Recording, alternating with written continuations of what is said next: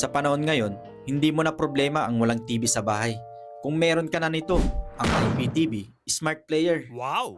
Kasi magkakaroon ka na ng 9 to 10,000 TV channels dyan sa cellphone mo. Simpleng technique lang to. Kung kaya't isave mo na at ishare mo na rin sa iba. So nice. Halika, turan kita ng technique. Sa App Store or Play Store ay i-download mo na itong IPTV Smart Player. Open mo yung app, click mo lang itong plus button, import playlist URL at pangalanan mo lang ng gusto mo.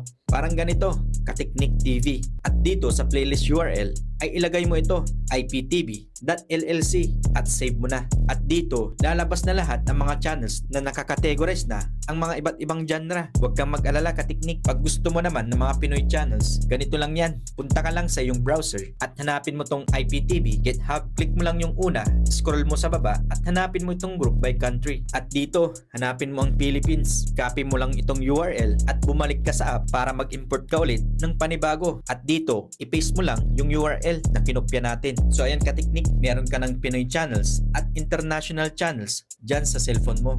Enjoy watching! Share mo na rin sa friends and family mo.